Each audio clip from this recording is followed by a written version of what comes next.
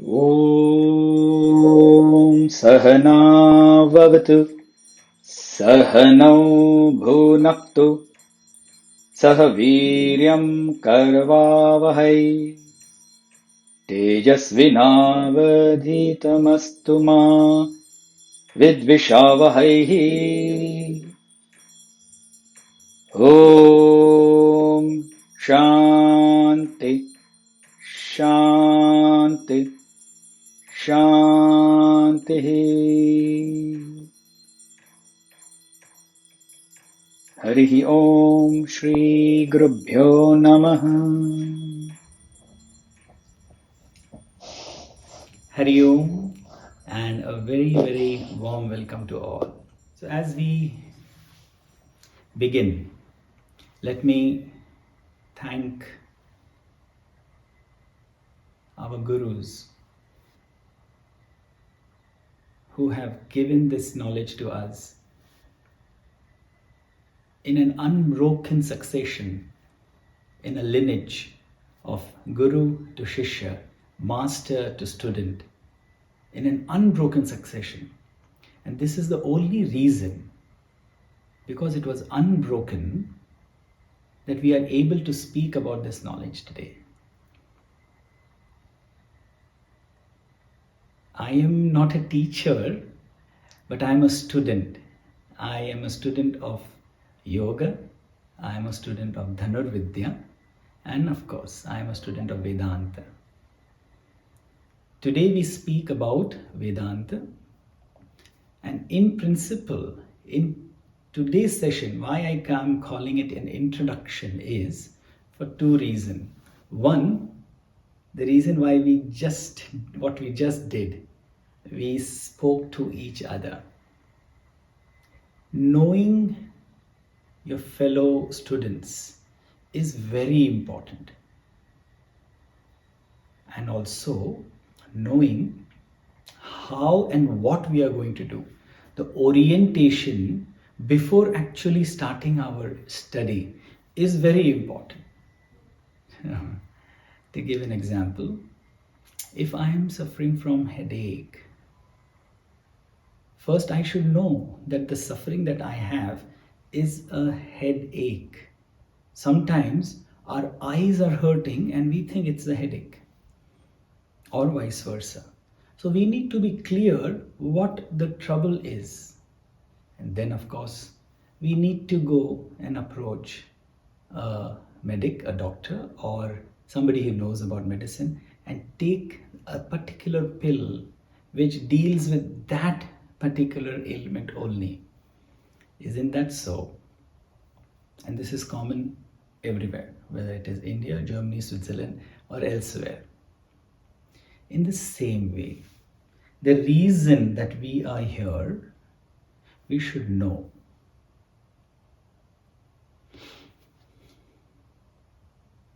As humans, we always want to have something permanent. When we start as a child, we want permanently the company of your mother.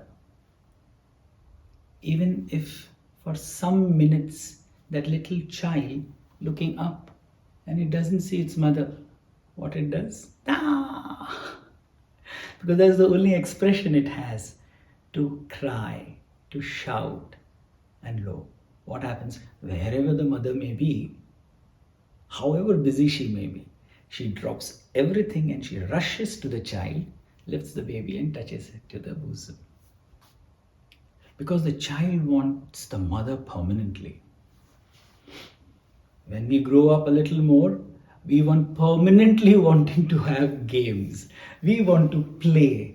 And at this time when you are engrossed in playing, your mother will say, please come for food, please come for food. And he will or she will be playing with the games all the time, to the point that the mother has to actually hold the child and feed it while it is still playing. Why the child doesn't understand that after eating he can go back, she can go back to playing the games, because it wants permanently wanting to play. As we grow up, we don't change. Then we want permanently good grades in our studies. Then after that doesn't change. We want permanent job. Is there anybody who thinks, I only want temporary job? No, everyone wants a permanent job. Once permanent job is done, then they want a permanent life partner. Nobody says, okay, I'll be married with you or I'll be your partner for 6 months. No, everyone wants a permanent life partner. Going further, permanent home. Now, this is one thing which I'm sure every single individual wants. Permanent house. In fact, in all the government forms that you fill, there will be your name and then there will be your permanent address. Permanency is something human beings seek consistently. And where do we seek this permanency? In this impermanent world. Is it? Is this world impermanent? Oh, that is the reason we are learning Vedanta, that we come to know that the world is impermanent. No. To know that the world is impermanent, you don't need to learn Vedanta. You just need to be aware. Look at it. As so nicely Hana said, I woke up this morning and I saw that beautiful moon. But she was sleeping. She broke her beautiful sleep, which was so nice. There was a break, and then she woke up. That permanency was broken and something new started. And what was it? She saw the moon beautifully. She would have loved to see the moon permanently, but it's not possible because it's 4 a.m. in the morning. She has other things to do, probably go back to sleep. The morning becomes afternoon, the afternoon becomes evening, the evening becomes night. The day becomes night, the days turn to weeks, weeks turn to month, year, years to decades, decades to centenaries, and then millennia. There is a constant change. We know this scientifically also. Our great scientists have said that the world is in a continuous state of flux.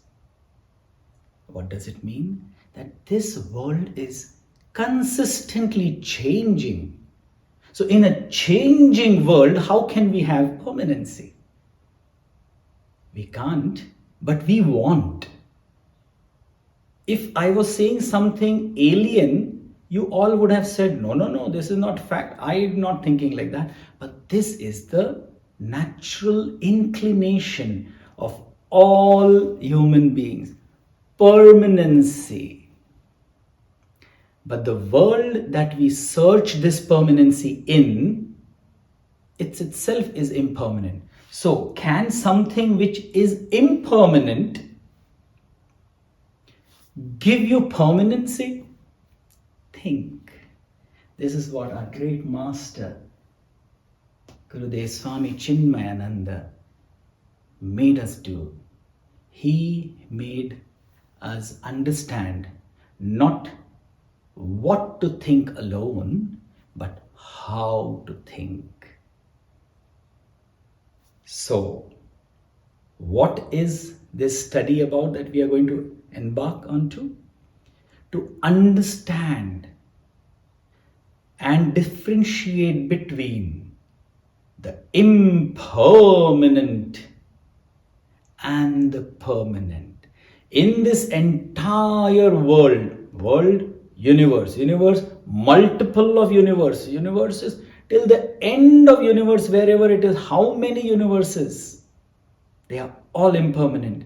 To understand that and to understand the underlying factor which makes this impermanence happen. That one continuous, uninterrupted, continuous, permanent factor. What is that?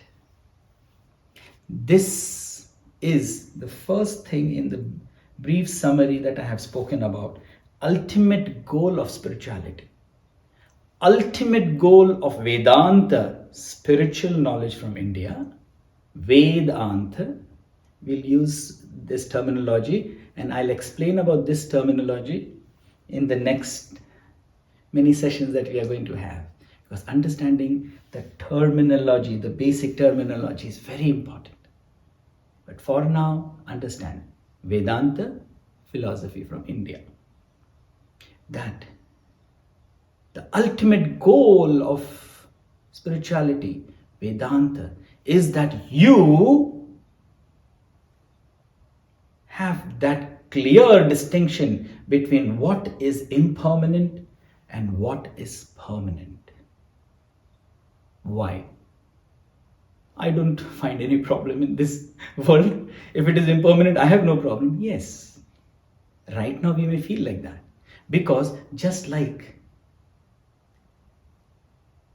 a slave who is unaware that he is in a slavery will be a happy slave. For example, not a lion which has been caught from the African jungle and then put into a cage, but a cub lion who is born in a cage. He may not feel that he is caged because he has never experienced what freedom is. In the same way, we may not feel that the world is impermanent. That does not mean we should not inquire. Therefore, this inquiry into the impermanent and permanent is the goal of Vedanta. So we have covered the first 2 points. That what is the ultimate goal of spirituality and the correct understanding of the basic terminology. Why is it required to understand the basic terminology or terminology for that matter?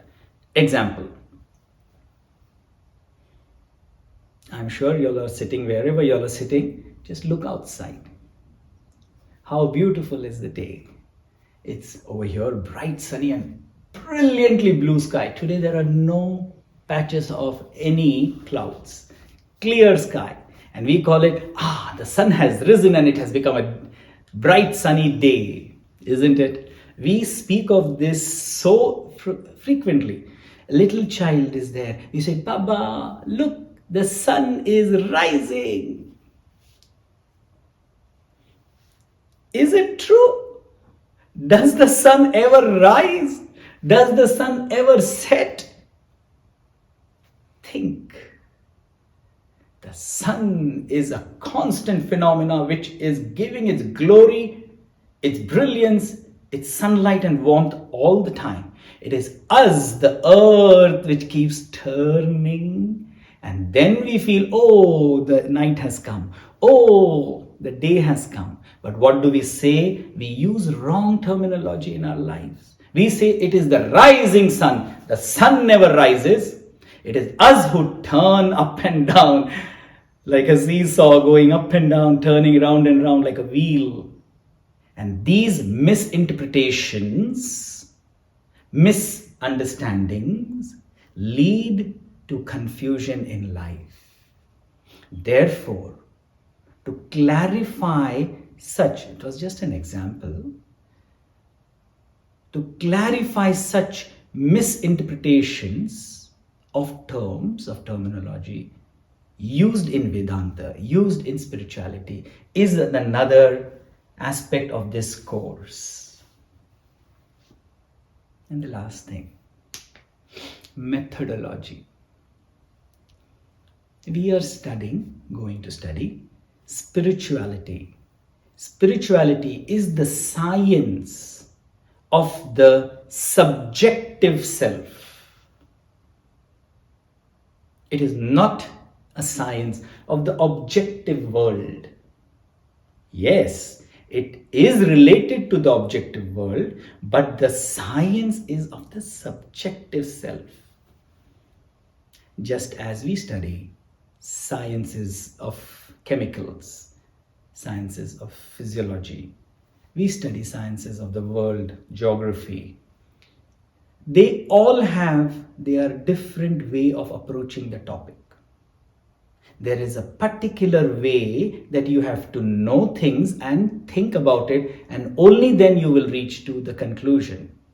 We can't put the laws of the science of language, English, literature, to the science of biology and try to get an answer in biology. Could we? We could. I mean, anybody can do whatever. It's a free world and free thoughts you can do, but you will not reach to the right goal. You will reach somewhere, but you will never reach the desired ultimate goal by the science itself. In the same way, to know the methodology of how to reach the goal of spirituality is to know, please in your mind you can repeat, to distinguish between from the impermanent and permanent. That is the goal.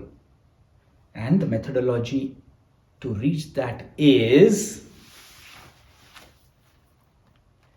the Shastra scriptures and the teacher, the Guru, make a statement. And the statement is a powerful statement, but it may give your bosom, your mind, a lot of questions.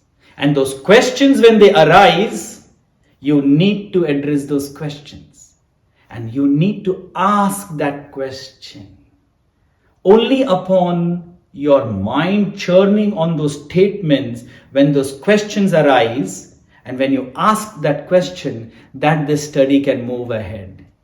This is the only science in which the student is encouraged to ask questions, to clarify every single doubt, the last doubt that the mind has. And the Shastra, the scripture, or the teacher, the master, the Guru, will never be tired of answering those questions. Because ultimately, the question over here is the knowledge of your own self. Remember, Vedanta-Spirituality is the science of the subjective self. This is what the orientation of our class is going to be. That's why I needed this introduction session very importantly. The last, but never, it's not the least thing. It is the most important thumb rule. We are on Zoom where we can touch the unmute mic and you can ask me a question. Of course. But then what happens is the flow of the talk gets disturbed. Just like a serene, beautiful, placid lake. You love to see it. It's uninterrupted and smooth. But a small leaf coming from somewhere, a very small leaf, and it touches the surface of that beautiful sea. What happens? Ripples come across. So when your query, your question hits your brain, ripples come in your brain. And if you immediately blurt it out, if you say it out, it will disturb all others' brain and they will also go into ripples. To avoid such, the masters, the ancient way of education of this particular science was note down your own queries as soon as they arise. You heard something, note it down. Oh, but I think this I have not understood. What does this mean? And hold on to it. Listen to the talk. Maybe by the end of the talk you will get that is what it was. You will get the answer by itself. If not, hold on to the thoughts. Because after every 2 or 3 sessions, we'll decide among ourselves, 2 sessions should be okay. We will have an open talk where we can ask the questions. Plus, it is never going to be that I have a question and it remains my question for the rest of my life. No. If I have a question, for example, I have not understood something, for example, that means I am ignorant about it. It is my responsibility to remove the ignorance of my own life, isn't it? If I am hungry, how much ever I feed my little daughter, it's not going to fill my stomach. In the same way, the ignorance in my mind which has arisen or which has come to fore due to some exposition, it is my responsibility to get it out. I should inquire into it. Therefore, a question has to be thought about. Think. Upon receiving an answer, you will receive the answer. Upon receiving the answer from inside, you can cross-check it on the day when we discuss. Oh, this was the query, and I felt this is the solution or the answer for it. And we are so many of us, we can all discuss about it. We can all have our own views. We can have a viewpoint of the Shastra also. I hope that up to now what I have spoken has been understood, because naturally I am speaking in a particular language which is coming from my mouth, which y'all are listening from your ears, which is going into your mind, and it is going in a particular language which you are very aware of, confident about, and then it is being translated and then it is being understood. So you see how many means there are: mouth, ear, language, mind, understanding. You are bound to misunderstand, but to rise above misunderstanding is spirituality. With these few words, I thank you all for being here together. Let us end this session with a beautiful invocation. And you join me. Om Purnamada Purnamidam Purnat Purnamudachyate Purnasya Purnamadaya Purnameva Vashishyate. Om Shanti Shanti Shanti. Harihi Om Shri Gurubhyo Namaha. Harihi Om. Hari Om to one and all.